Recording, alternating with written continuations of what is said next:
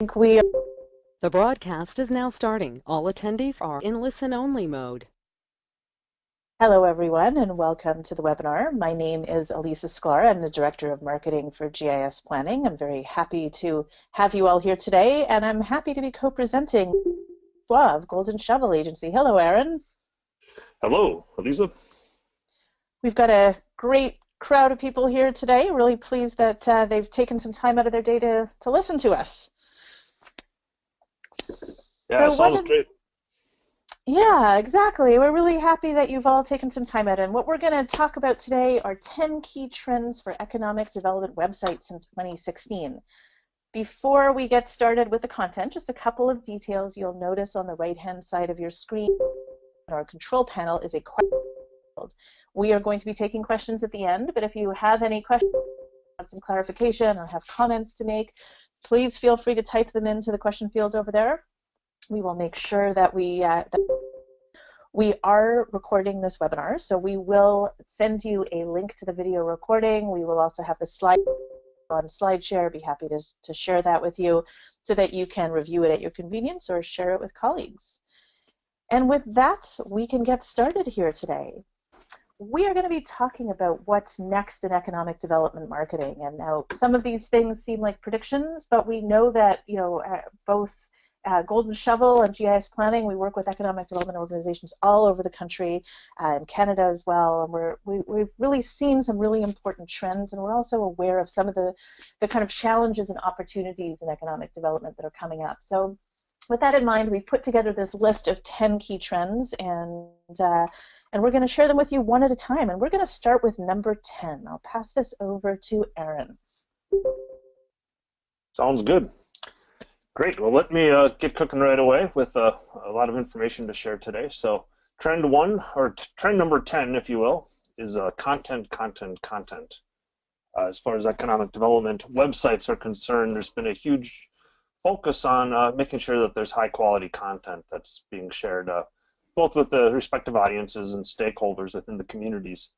And now, especially more than ever, as the web has evolved, having high quality content really matters, not just for sharing important information with your audiences, but also for being found on search engines and to keep websites current. So why do you want to have such good content? Well, some of the things: you want to inform local businesses, you want to make sure that your stakeholders are educated, you want to show some engagement with the industries that you're, and making sure that you have a really great first impression. There's one of the bane of the existences of especially a lot of rural economic development groups is not having time current. And if you show up at a website and they haven't had any fresh content in the last few months, it immediately brings questions into people's mind on whether or not what the website is going to be accurate. So what kind of content do we recommend putting onto a site? Well, first of all, the best kind of content is your local content. It's going to be stuff that's coming from your local news sources. It's going to be current economic development news, oftentimes success stories, events that are going on. Any type that's current and local is by far the best thing you can share. Anything going on with local businesses, this is the kind of content that you want. However, local content isn't necessarily available as often as you want to be posting onto your website and keeping it current. So beyond local content, and here's an example of a couple of the news stories that are, this one happens to be on a South Dakota Prairie Gateway. Let's see some of their content pieces put in there. So what we do is we focus on some editorial content. And the idea behind editorial content, it is written in a way where it's highlighting perhaps a success story, a business park. It's, in essence, the promoting of the economic development organization, whatever the message might be. What's nice about editorial content is it doesn't have to necessarily be time specific. So one thing that we do with Golden Shovel is we create editorial content in advance. You can set goals and strategies and write content that's already pre-prepared, not to replace other content, but to supplement and complement the other content. So you might have some great local news stories that come out that you want to share, but then on the weeks where there's less information, we can post some of the editorial content, sharing a success story. It's a business park. Yet a third kind of content that's available is national and expert content. One of the things, one of the groups we've been partnered with is Site Selection Magazine. They have high quality national content that gets put out every single week. And by having this type of information, it's yet even a higher umbrella, and it's another level up. But having national content is a way to once again complement and support the local content and the editorial content that you'd be sharing through your economic development site. Just because it's call doesn't mean that it isn't relevant to certainly groups inside your community, some of the other stakeholders that might be what's going on. And also that does apply oftentimes to the local community also. And so there's 3 different ways of keeping your websites current. And then once we have the content in there, we like to feature it on the home page. Sometimes it'll be just with images. Sometimes it's going to be made it so it's automatically submitted in there so that everything is always current. And the last piece of content is once you have it onto your website, knowing that the website, more importantly than anything, is a communication tool. It can go from there over to the social media sites, and we'll talk a little more about social media in a bit. But making sure that that content gets onto the Facebook page or the LinkedIn page or Twitter, depending on the type of content and the audience you're going after. So one of the questions we get asked often is how often should we post? And we say weekly. You should have at least something going on your website every week. If you can do more, that's even better. So groups that can do 2 times, 3 times a week, some groups can pull off daily. That just helps with generating traffic to the websites and keeping your name and brand and awareness out there in front of people. How about back over to you, Elisa? We can talk about data. Excellent. Yes, let's talk about data. So in addition to the things you are putting together on your website in terms of the design and the content that we're going to be addressing throughout this website, you really need to think about the critical information that website users are going to be looking for when they come to your site. So for many economic development organizations, this means that you want to have the information that site selectors, location advisors, companies, and businesses looking to locate their organizations might be seeking. And what are some of the things that they're going to be looking for? Well, we're often quick to, sorry, let me go back one slide. We're aware that when they're looking for this kind of data, they're going to be using online searching. We've seen in our own market research that 97% of corporate real estate professionals and site selectors are using the internet for researching their decisions. And in fact, what they're doing is they're researching this at all different times, whether it's evenings or weekends. If you have investors or companies from other countries in different time zones might be looking at your organization, they may be looking on your website when you are not open for business, when you're not having office hours. So you really want to make sure that they can get that information no matter what time they're looking for, that you're really open for business 24 hours a day, 7 days a week. And we want to make sure that the kinds of information they're seeking is available. So as you can see in this particular graph, you get a significant competitive advantage if you have this data located on your website and you're not just expecting this interested business or site selector to call you or email you. Increasingly, people are checking you out. If they don't find the data there, you may be losing leads without even knowing you were in the running. We're seeing this more and more.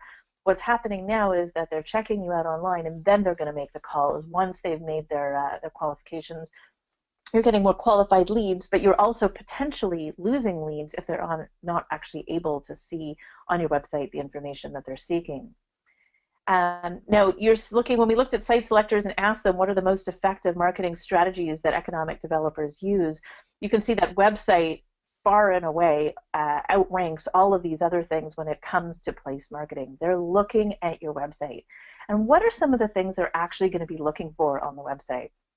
Well, we know that they're going to be looking for land sites, buildings, and inventory. You know about that sites and properties database. Most EDOs are quite aware of how important that is. But they're also really interested in information about labor force, demographics, about infrastructure, utilities, transportation. They want to be able to map things out. So static lists of data are not very useful. They want to be able to analyze and research and engage and interact with that data. They're going to be looking for other businesses, major industries, clusters that may be there. They want to get those kind of that sort of supply chain logistics they want to be able to analyze. They're looking for all sorts of information on incentives, on employers, other kinds of GIS data as well. Maybe they're looking for housing and transportation and some of that in there as well. So that data really is proving to be critical. This is information from the site selectors themselves. Now, we know that people that are doing real estate research on the internet and doing this kind of looking for this kind of data, they take less time to buy, and they look at fewer properties before they make a decision. So they're really qualifying themselves online. This is so important for you because you don't have tons of time to waste on unqualified leads. If they can sort that out themselves on your website, that's even better. One Bankers Associate Group, this is one individual that we were in communication with, and he was talking about how technology will not replace realtors. Realtors using technology in the internet will replace those realtors who are not using it. That technology piece is so critical within the corporate real estate space. And in this little infographic, you can see that there are really many essential components to making data useful. It's not just putting those lists of population figures out there, employment stats. I'm not going to spend a lot of time. That's a webinar on its own. But you can see some of the things. First of all, it needs to be granular. It needs to go from the regional right down to the hyper-local. If it doesn't go below county level, it's not really going to be useful when it comes to making a location decision. It needs to be interactive and dynamic so that people can drill down in the data themselves. They can do radius and drive time searches and polygon searches, that they can search those kinds of areas. They can compare things from different places.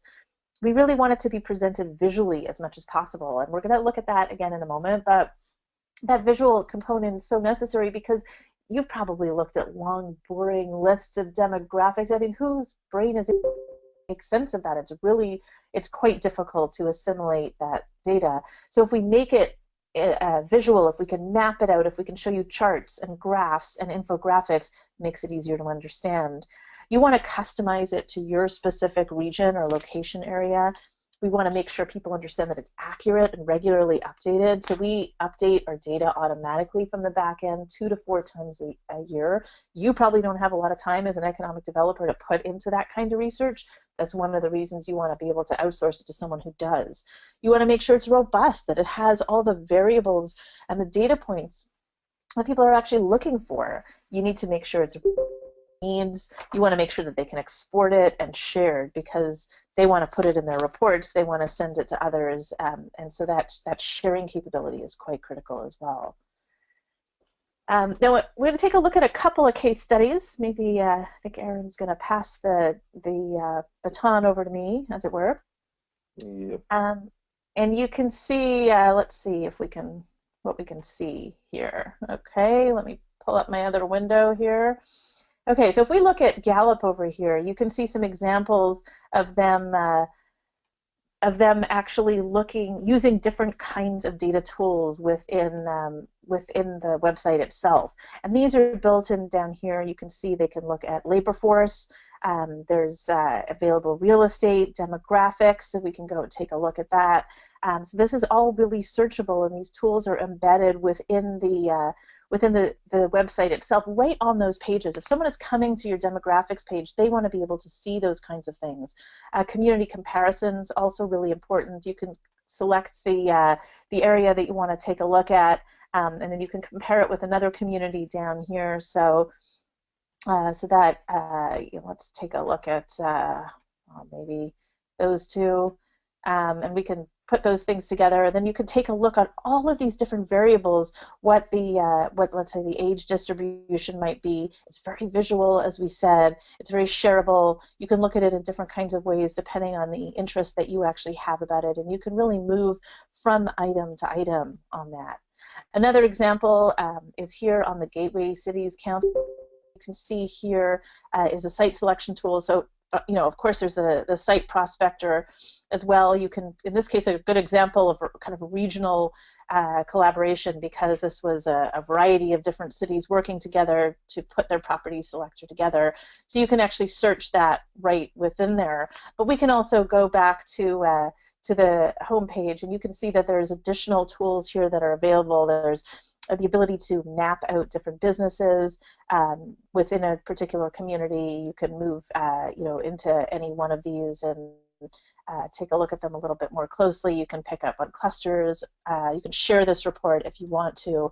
The information about demographics is available, as you said before. Consumer expenses, labor force data. And the nice thing about plugging this directly into the page itself is that it is interactive, and the people are on those pages already looking for that kind of information. So, Erin, I think we can go back to our slideshow here. Pass that back over to you, and you'll see that that when we talk about these data tools, that it really is so important that we there we go. That we build them onto the pages where people are already looking. That is really the kind of critical element here. And Sounds good. I All right, think can you see my screen over here? We can, yes. Excellent. All right, right, okay. We can talk about visualizing data. Exactly. Okay, now I don't know, Erin, that I have mouse control anymore.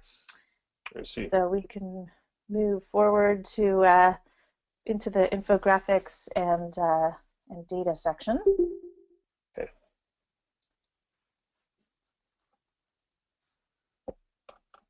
Perfect. Okay, so one of the things that we've really worked to do is to make that kind of interactivity, that visual piece. As we said, your brain is really only to assimilate so much when it comes to long lists of data. We really want to be able to go into those places to look for what like the image of that data, whether it's charts or graphs, whether we're talking about infographics.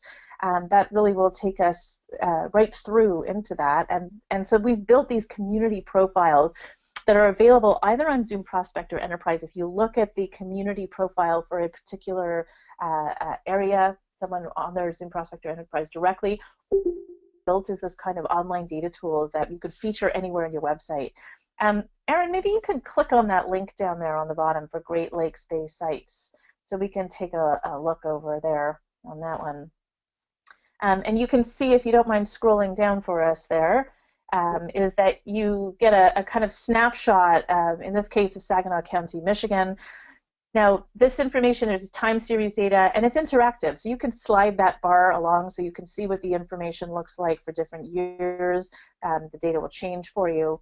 And as you move down the infographic, you'll see that there's a variety of different pieces. This is so much easier for people to understand at a glance than it might have been otherwise if they just were looking at these kind of long static lists on a PDF. Sometimes you see that. Again, you've got kind of interactive data there with total employees. The information is readily available. And you could pull this out. This is a really excellent way to kind of market your location. It's attractive, it's sleek, it's built right in the website itself, and it gives us this really important information. If you're looking to do that kind of analysis, you can go and drill down a little bit deeper if you wanted to. Certainly those other data tools are there too, but at a glance we're able to work with that one. So yeah, so that's here you go. It's Saginaw County. This is the community profile at GreatLakesBasedSites.com under communities. A lot of really useful information built in right there. Great, we can go back to the website over there. Perfect. So okay. As we were saying, that so much of the information that comes to our brain is visual, and we know that we're able to absorb visual information much more quickly when we see them as illustrations than when we read them as text. The average person is exposed to so much information every day. We're just bombarded by it all the time. And so it's not surprising that only 1% of that information actually makes it through to our brains. We can remember things. We're much more likely to be influenced by things if they're presented to us in a visual format. There we go. So an example that we have here, if you look on that, is on the one hand, you can see where Texas is. You've got the little pull-up there on the left. Or we can tell you that Texas is a state found in the south of the United States and offer its geographic coordinates. We really aren't picking that up as quickly as we would be if we look at that image over there on the right-hand side, on the left-hand side, rather. Another example of the advantages of images you can see here in the business cluster. So I showed you that before when we were looking at the intelligence components. This is an illustration, in this case, of a manufacturing industry cluster. You can take a look and you can see each one of those. You can click through to look at the individual businesses. We can see information about the number of businesses, the total revenue, so that we can begin to unpack that. If you're trying to make a location decision and you're interested in the supply chain logistics or you want to be part of a particular cluster, it's really useful at a glance to be able to do that kind of analysis, and that's something that our business mapping tool allows us to do. There we go. So the infographics, as we showed you with Great Lakes Bay, this is the illustration of how the data actually works, and you saw the interactivity of it. In case you're not sure what infographics actually are, you can see that it's really about illustrating data or ideas. And the advantages, of course, are that they can be quickly absorbed, easily understood, and remembered. And that really kind of gives us that little extra edge when we have the limited attention of a website visitor and we want to make sure we can reach them. And we also have seen in the research that websites with infographics realize an increase in traffic of 12% over those that don't, because you're providing that key information. So this is really a serious advantage in a very crowded marketplace, and something that you would want to take advantage of. Now, I gave you a tour of the Great Lakes Bay sites, another example here on Gem State Prospector. We don't need to click through necessarily here, but you can see what they've done here, Idaho Commerce has done, is that you can actually change the profile. So you could take a look at the many different communities and locations within their geography, and that allows you to get that kind of snapshot at a glance of multiple communities by visiting that one website. Another example here, as we said at the beginning, is that in addition to being an intelligence component, this is actually built into the full edition of Zoom Prospector Enterprise. So what we have here is a particular community. In this case, we're looking at Long Beach, California. And if you clicked over there on that community tab that you can see over here, you are able to access the infographic right from there. And that kind of redundancy is really important in a website, that you want to make sure that people who, they don't know how they're going to access your website, how many pages they're going to visit, which pages they're going to visit, you want to make sure that they can get that information in multiple locations if possible. This brings us over to mobile, and I think I have one or two slides here before I pass it back over to Erin. So one of the things that we're seeing is the real importance of mobile and making sure that you're reaching these website visitors. You don't know what kinds of devices they're actually using to reach you. So what we've done is we've built our Zoom Prospector Enterprise application to be fully optimized and fully featured for mobile. And that means that not only do you not have to, rely on the tiny screen of your smartphone or your tablet to be able to zoom in, hunt, and peck for that link if you're using the conventional desktop site, it automatically opens as this mobile optimized site. And what we've done is we've put all of the features there, so you aren't actually sacrificing anything, but the design makes it much easier to use on the smaller screen. It's very intuitive, it's a great user experience, and that's really important, because what happens when people come to you on their small screens, if you don't have an optimized site, as you've probably experienced, this is very, very frustrating. And you're going to, try and click on those links, and our fingers are too big, and somehow you end up in the wrong place. Most people end up leaving in frustration. And so what we're seeing in our analytics is that up to 28% of the web traffic on our clients' site selection pages are actually coming from mobile devices. We've been tracking this over time. It was just under 25% when we really started promoting mobile about a year and a half ago, and we're seeing that number continuously rise. In fact, predictions are that this is going to continue to rise, so that's almost 30% of your website traffic are using those smaller screens. And the question is whether or not your website is ready for that. You can see the predictions over there. We see that mobile has surpassed desktop. In fact, this is what we've seen for all kinds of website visiting. It's certainly going to be true for economic development as well. I think that brings me over to you. You know, as it says on the bottom, if you're not optimizing for mobile, you may be losing leads without knowing it.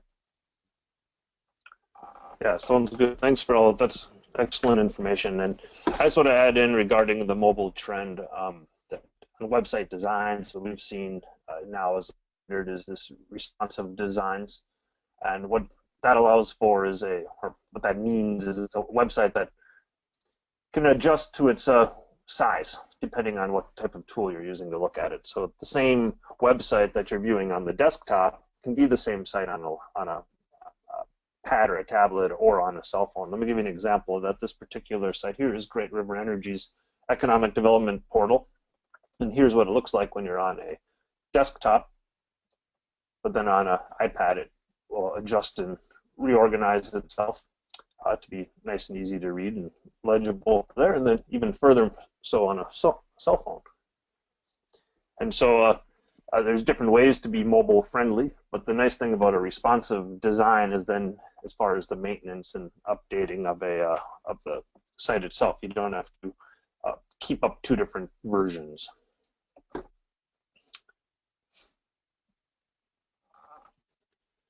Which brings us to trend number 6, regional connectivity. Right now, in economic development, especially for rural organizations, if you're not part of a region, it's very, very difficult to compete. So we've been looking at ways that regions can connect to each other. So for example, in this diagram here, up on the very top in the gray square, you have a regional web portal that might be a website of sorts. And then down below are the various member sites at the bottom. You've got, might be a county, it might be a city, it might be any economic development organization that might be inside your region. And then in between are all of the different economic development tools that would be available, and they'd be shared between the various sites, making for a strong communication network. So examples of the type of information that's shared, we have the economic development news, particularly. We talked about content as trend number 10, and that's the great information for being able to share down. You can have consistent data. You can have a granular filter by location that Lisa was speaking to, and having some consistent navigation so that a site selector or a potential business owner doesn't have to have as much of a learning curve. The other nice thing about having these connected together is that you can do universal upgrades. So if we needed to fix something or a new tool or piece comes out to and becomes available, there's a way to make it so that all of the groups are connected. And just as important as it is for a region to be able to push their content down to the local organizations is that they can get information from the local. So if you're a small community that's going to highlight a success story, you want that on your website, but it's nice to also be able to share that with the regional site where it's also relevant and can be shared. So the way we look at it is this, is that one particular economic development site on its own can gladly share news, it can post to various social media sites, and can be used to search and be found in Google, which is great, but can really significantly grow that presence when that same messaging is coming out of multiple sites. And so not just the region, but all of the groups inside. So let's take a look at a couple examples of this. The first one I'll show you is the Lincoln Area Development Partnership. This is a more recent one that was launched. Beautiful site. Now, when this site launched, they have a whole variety of communities that are inside their area. So this is what their website looks like. But within this region is the York County Development Corporation. There's the Nebraska City Area Economic Development Corporation. You have the Engage group. And there's even a Falls City, which is a new one that just launched inside this area. So suddenly you have a network of 5 different sites. And when content gets pushed on from the regional group, it automatically can go down and be shared with these groups, and vice versa, meaning that they're all can be connected and keeping the messaging focused and targeted. Another example of a different model is the Great River Energy site itself. In this scenario, it wasn't about the economic conditions as it was Great River having a portal where they could create an economic development presence for each of their distributive cooperatives. So Great River Energy, here's the entrance to their site, but then inside you can see there's 28 different development cooperative sites that are all connected. This allows Great River to take content from that scale and push it down to any of these organizations and vice versa, making a network of 29 sites. Yet another example of this, a little different fashion, a little larger size, is the Prairie Gateway. Prairie Gateway is an organization that covers 30 counties in northeast South Dakota. Now within these counties, when they built this portal, you have your homepage. This is the new responsive site that was just launched. But then from here, you'll see that De Smet, South Dakota is underneath there. So is Dual, so is Falkton, South Dakota, Grant County, South Dakota, Glacial Lakes Area Development, Miller, South Dakota, and all of these different groups. There's a Redfield and Grow, South Dakota. So Grow, South Dakota, we consider it, we call it a microsite, and a microsite being a site that's targeted to a very specific economic development audience. But this is also part of the same region and covers the same territory. So this site, along with all of the other communities, became part of the overall portal, networking them together and making it about 14 sites total. If you ask the person running Prairie Gateway what the best part of this regional structure is, she's going to say it's the ability to share the information with the push of a button. So if she puts an article onto her site, she can share it, and it automatically sends it to the other groups in the community so that they can take advantage of the same messaging and the same news as it becomes available. And an interesting twist on regionalism, this also opens up regional connectivity between regional organizations. So in this case, Advantage South Dakota covered the eastern side of South Dakota, about 50 counties, but they had some overlap with the Prairie Gateway. So not only can those sites be connected, but the communities that they share can be connected. Advantage South Dakota also had some additional sites, including Mitchell, Corsica, and these groups aren't part of necessarily the Prairie Gateway, but are still part of Advantage South Dakota. So there's all sorts of different ways to regionally connect all of these groups. And so that leads to trend number 5, microsites. So I mentioned this earlier. We consider a microsite is an offshoot of an economic development site designed specifically for a target audience of sorts. There's a lot of different examples of these. In some cases, workforce attraction site that's just set aside for that particular audience and to highlight those pieces. Industrial parks, housing, like the one I just showed you from South Dakota. We're doing microsites right now with Irvine, California, doing startups just designed specifically for students making startups coming out of the university down there, so they'd have a way to quickly get access to the information they need for develop and grow their business. There's international audiences, and making a microsite just specifically for those audiences where key information is translatable, calendars can be shared, that type of piece. And a variety of different target industries. So you might have an economic development website, but maybe there's a different site just for targeting one particular group, for example, like data centers. So once again, here's this model where you're connecting groups regionally, but down below it, beyond just having some of the local sites and local communities, you can also have microsites and get that same effect of being able to share content between them. Here's some example of these. This is one in Wyoming, the Upton Logistics Park. So this is just a specific logistics park, but it's connected and tied, can be connected to the Economic Development Organization for sharing content. Grow, South Dakota, which was a focus on community and housing. Greater Yankton Living. This was a site that just launched in 2015, completely dedicated towards workforce attraction. So within this site, you're going to see lots of success stories of people of the target demographic thriving there. I mean, loving living in Yankton. Did you want to touch on this one, Elisa?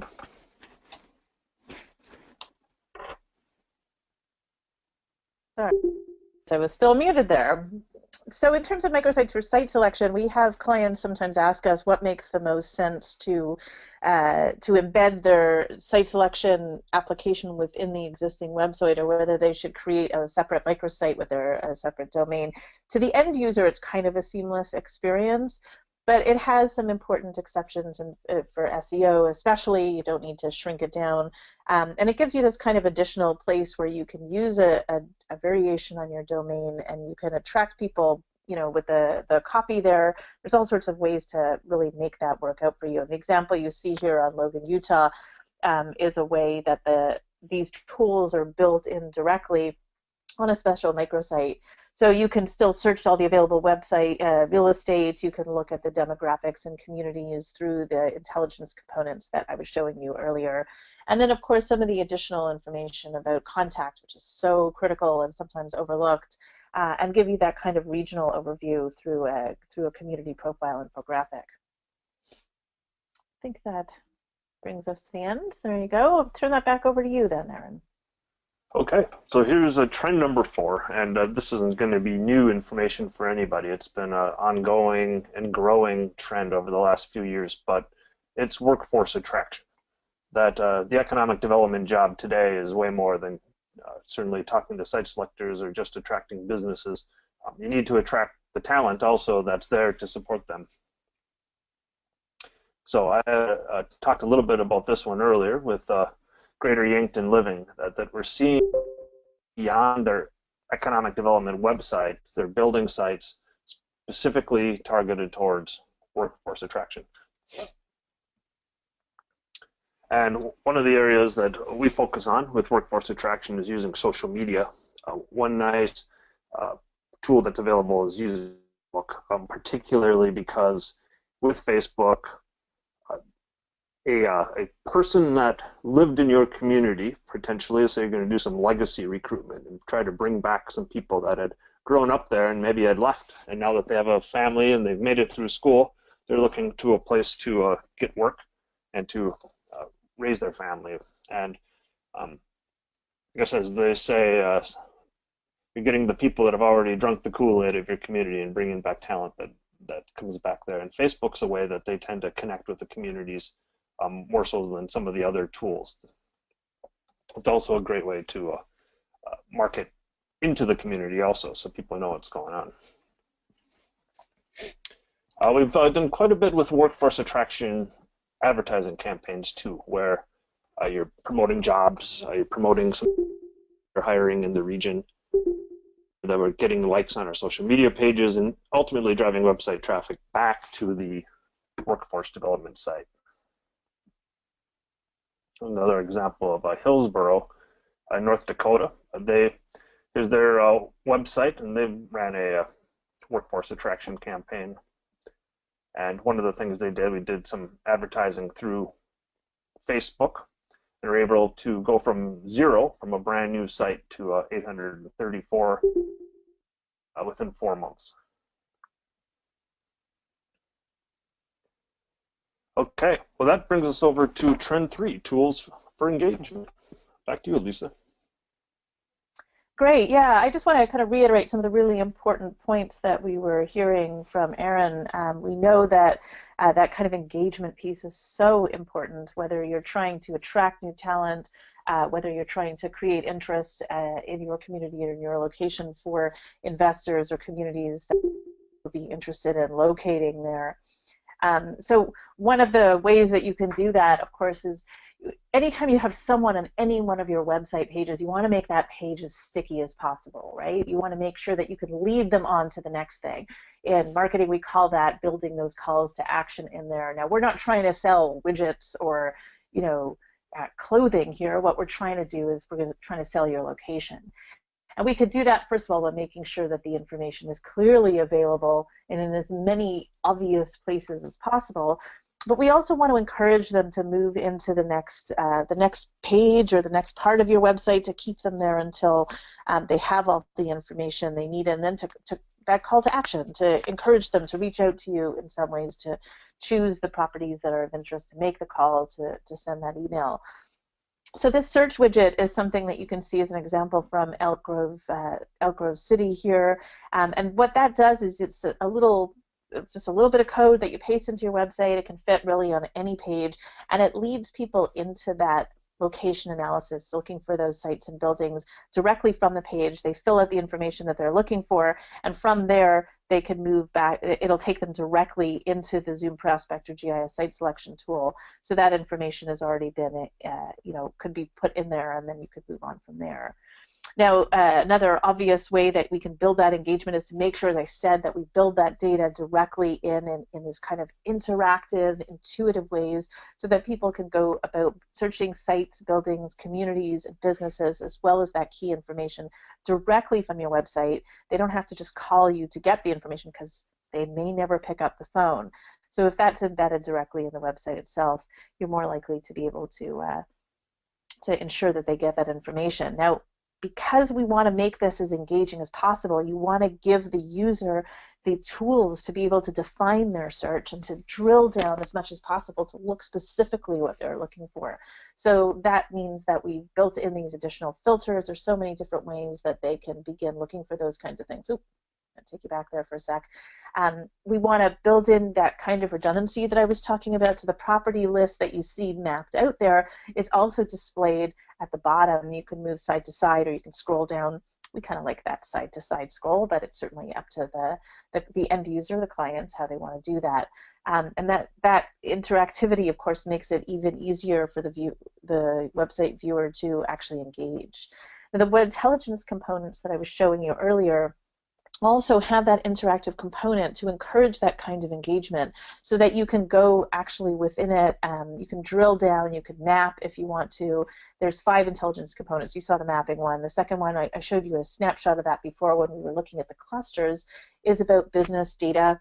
Again, very visual, very engaging, very interactive, something that you can export or share quite easily. The third intelligence component, as you see here, is the demographics one, and built in there is also consumer spending and labor force data. And it's really quite intuitive. As you see, you just open any one of those categories, and then you can do your research directly from there. So you're encouraging the viewer to actually move into the website itself. Of course, compare communities, our fourth intelligence component, would be a very interactive one, because you want people to be able to put out multiple communities if they want to, so that they can actually compare them. This is, within a particular geography, or we can also do comparison across the United States if you are looking on the Zoom Prospector tool.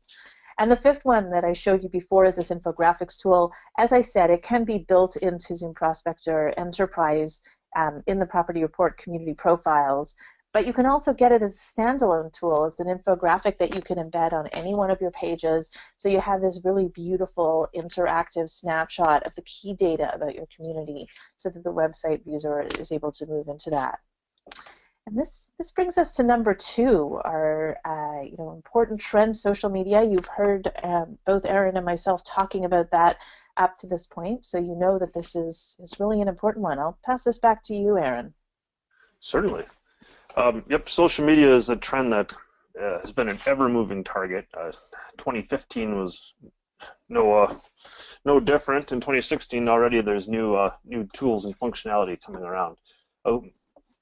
What we like to look at before ever applying any social media, anything, is really identifying who your audiences are. Are you going to be talking to site selectors? Are you focused on existing businesses or entrepreneurs? Is it a workforce attraction campaign like we talked about earlier? Or are you looking for some specific target industry or community stakeholders? These are all different audiences that are part of the economic development focus. And what we've recognized is that the audiences are not one size fits all, and neither are the social media tools. So what you have to look at is, first of all, who is using what tool. And here's a 2014 Q data that came out. And you can inside here we can see that like they have a pretty large following for Facebook. We like to focus on that because of the number of people on there. We also focus on LinkedIn and Twitter for economic development. Now let's look at them a little closer and look at some of the data that came out here. So first of all, what we really like about Facebook is that 71% of users in communities are on there. And so it's very active. It's got a wide breadth of audience. If you look at the ages, all the way from 18 to over 65 have a really large user following on Facebook. So that definitely makes this tool worth our time and focus for hitting key audiences. What you'll notice down on the bottom that I think is of interest also is that the rural communities have a large Facebook usage at 69%. And that's, you'll see compared to the other social media tools that getting access by social media to the rural population is useful on Facebook because of this percentage. And when we focus on Facebook, we're usually talking to existing businesses that are inside your community. Especially with more rural regions, there's a large focus on business retention. And Facebook's a nice way to communicate with them. Also for workforce attraction, particularly I mentioned legacy recruitment, but also just the workforce and the talent is more likely to engage a Facebook page from your community and other community stakeholders, board members and the like, to keep ahead just because they're using it and they're already on it. Here's a great example. Athens, Ohio, from Athens Business Remix they have an excellent Facebook page. Take a look at that. If you take a look at a Twitter, now this is interesting because first of all, you'll see that 23% of the users are on Twitter. So that's a pretty significant drop from Facebook. Now the downside about Twitter is if you look at the ages, especially if you consider the ages of business owners, or once you get from 50 up, you get a very, very low percentage. You're talking 12%, 10%.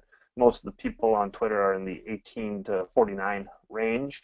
The 30 to 49 has 25%, which is decent, and especially if you're doing talent attraction, there's some on there. But especially down below, if you take a look at the rural group, that there's only 17% of that 23% that's from rural regions. And so if you're trying to stay in communication with target audiences that are more rural, it's not necessarily as useful of a tool. And the other thing about Twitter is that your post lasts only briefly. So it's nice for target industries where you've got a specific focus with an industry. That associations for target industries tend to be using Twitter, and they're on there. It's also really nice to get regular messaging out if you want to touch community stakeholders or news media. We know there's a much larger Twitter usage in urban regions as well as the East Coast versus the West Coast, or the East Coast, the coasts, if you will, versus the Midwest. Great River Energy does a really great job with their Twitter feed. If you want to take a look at an example of a group that does they have ongoing regular updates and they keep it really current.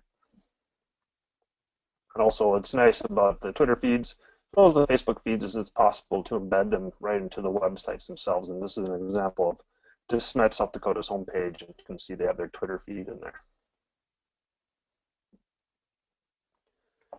Now, the last social media tool, LinkedIn, we've put a lot of energy and focus on, especially recently. It's becoming the de facto tool for business.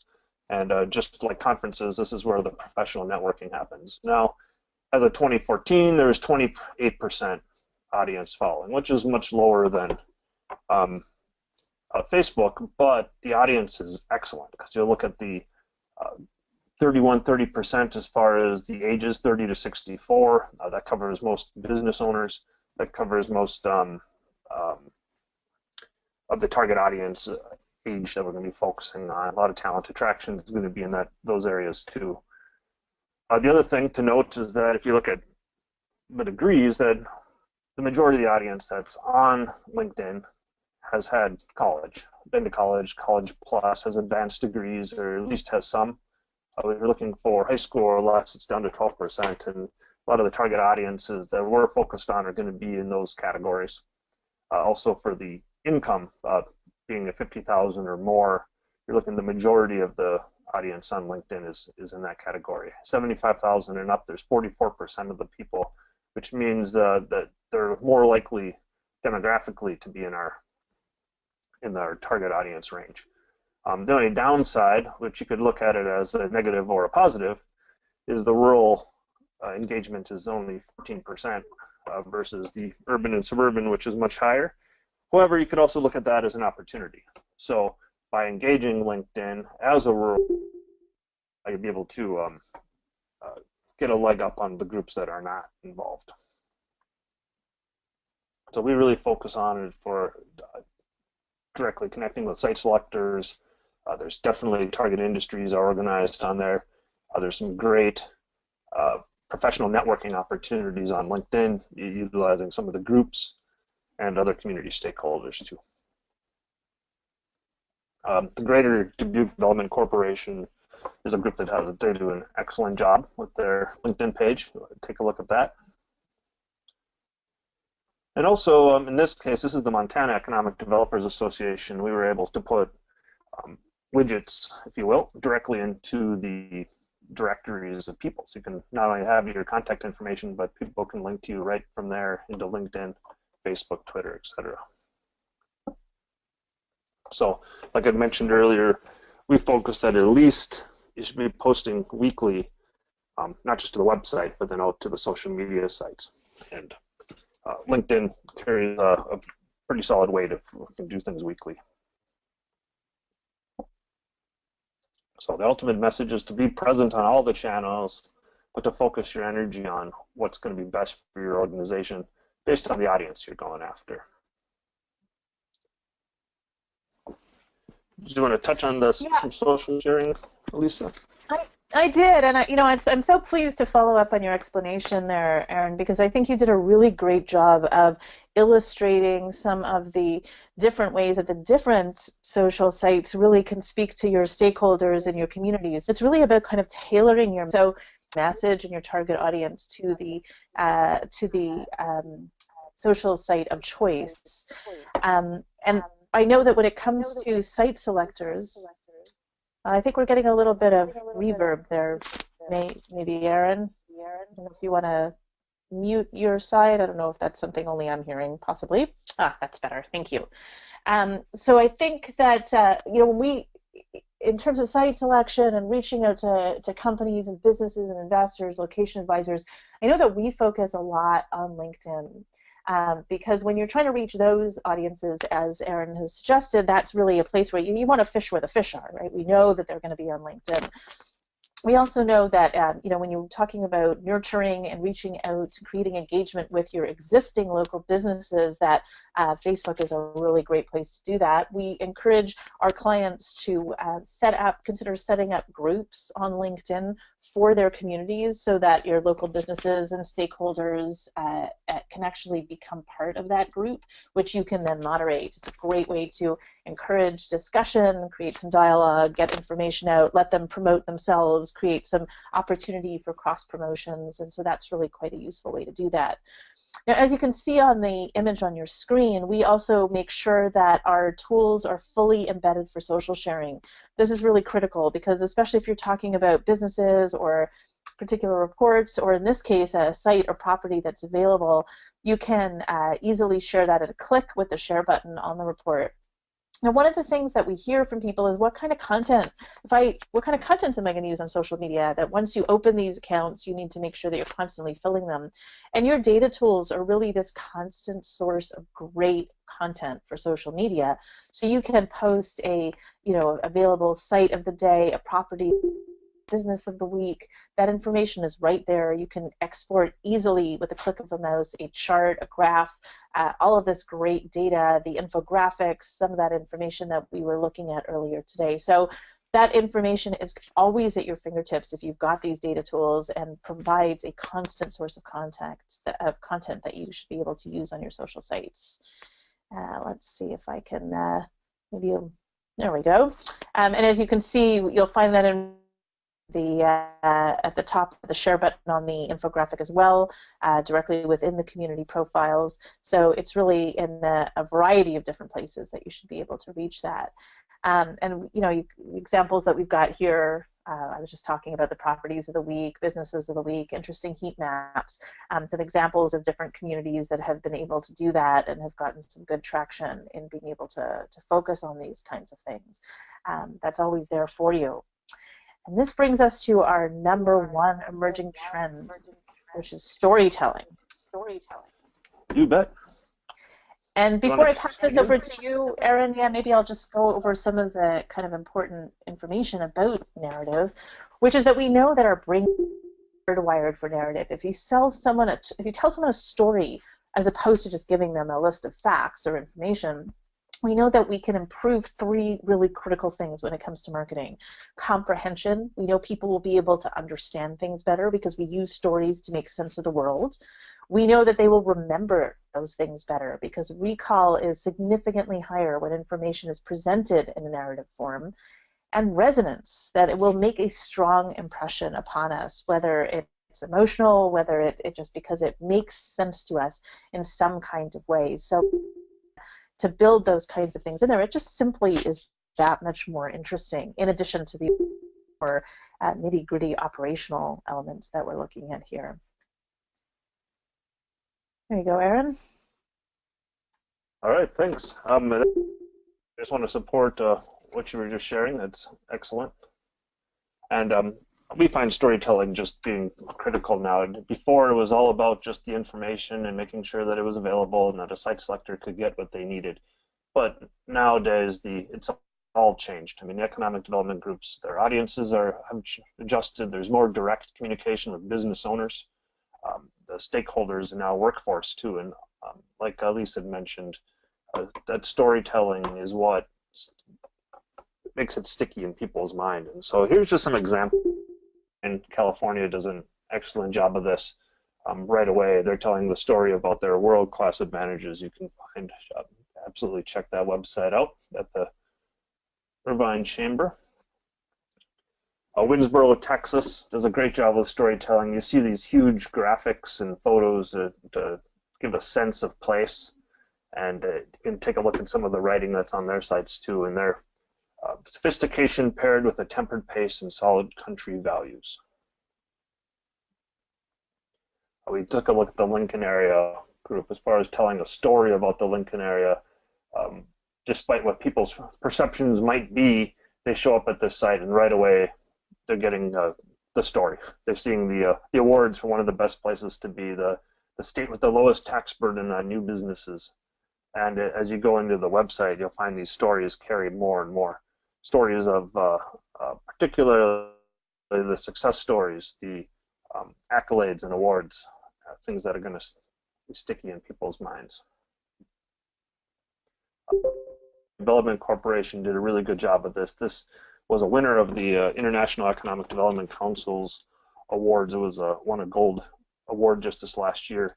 And one of the reasons for it was the design. And in the design, what you're seeing is a county with a very small population, but it's showing they're progressive, it's showing where they're going, and at the same time is still ringing true and authentic with their actual region. And one of the things you don't want to do in storytelling is create stories that just aren't that don't ring true with the area. So you see that it's a progressive feel, but you still have the barn and the farm, and these are things that people are going to see when they're in this community.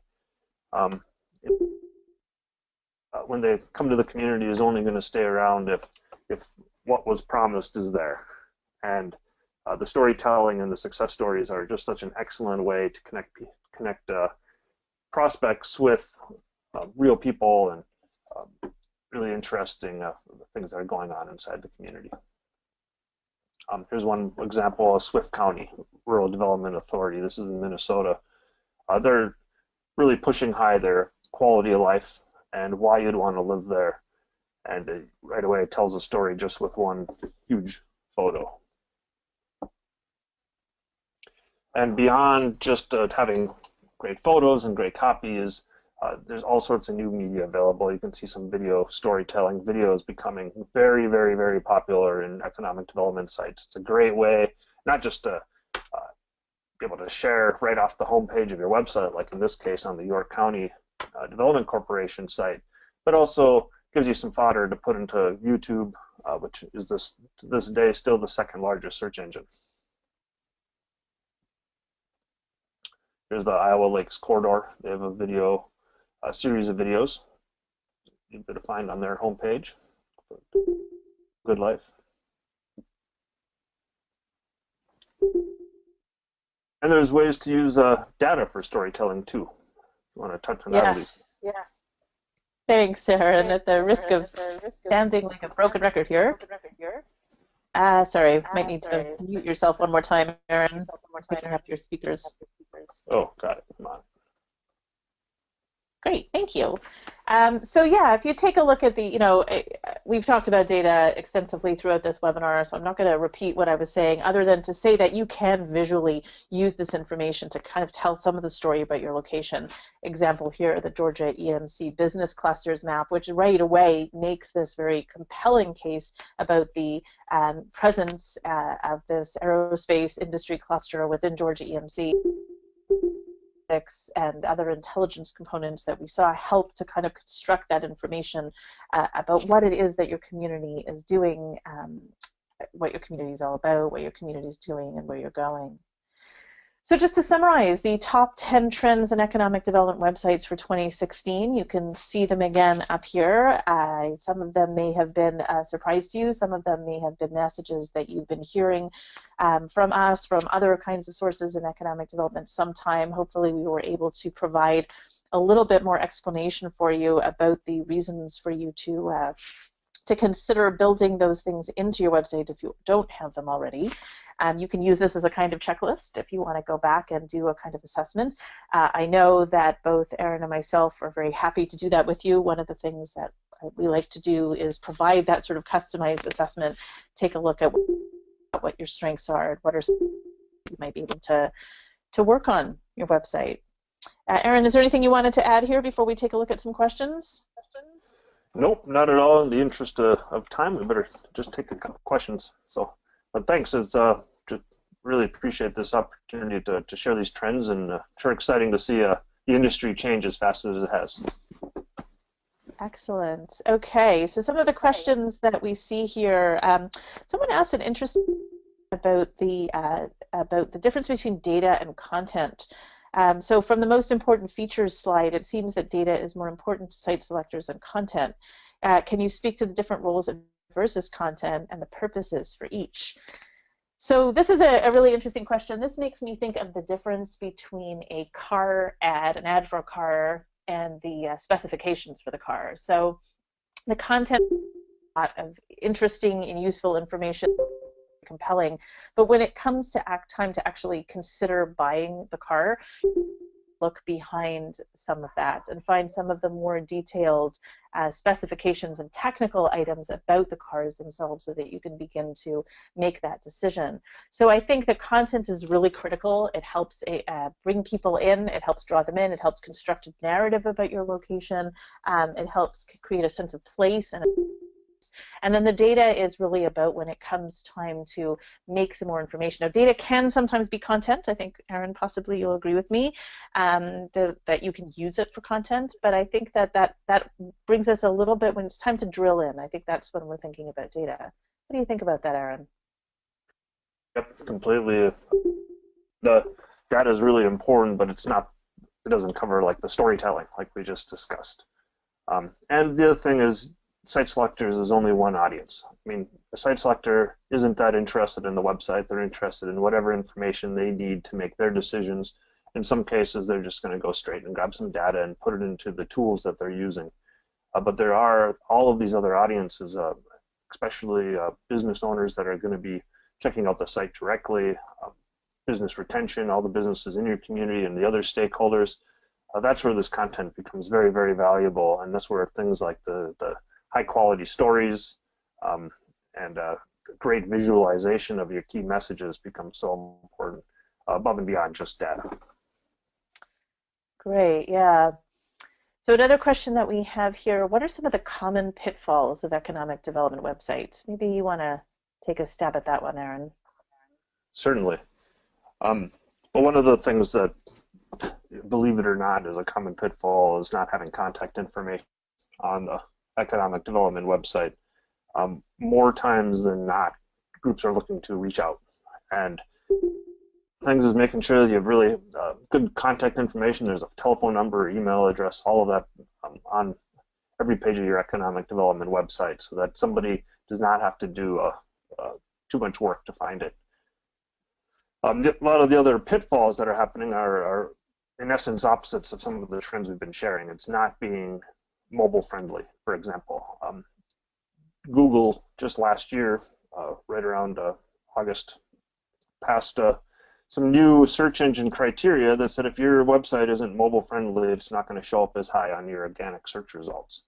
Right? So it's those types of changes that are forcing the hand of the entire industry to make sure that you are mobile friendly, and if you're not, you're going to lose out, both in placement and literally being found, as well as just not being accessible to your audiences. Those are a couple that I'd highlight.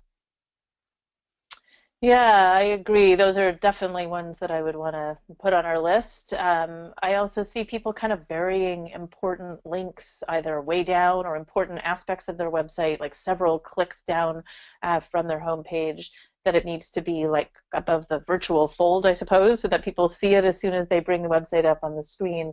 And if there's something you really want people to go to, there are a variety of ways for them to get there, that you've built in some of that.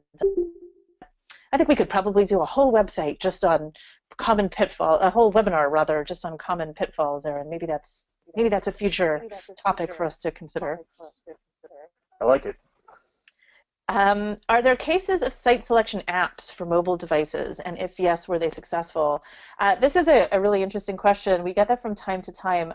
We are not a big fan of apps for site selection, because I don't know how many site selectors, how many apps do we expect them to download on their phones? Are they going to, if each individual community creates an app for sites and properties for that particular community, how many do we expect location advisors to be using? It's much more effective to use a national portal like zoomprospector.com, for example, which is free for all users. They could just log in from their phones because it's mobile optimized, or they can log in from their desktop computers, put in the criteria, and find the things they're looking for. So when it comes to apps, although I think they have their place in many things, I'm not sure that site selection is going to be one of them. I had a question for you, Aaron. How important are blogs to an economic development website? Well, I believe that blogs can be an excellent tool. They're a curse and a blessing, and they're excellent tools for search engine optimization. So they can be extremely effective, but beyond the tool, what's more important on a blog is the content itself.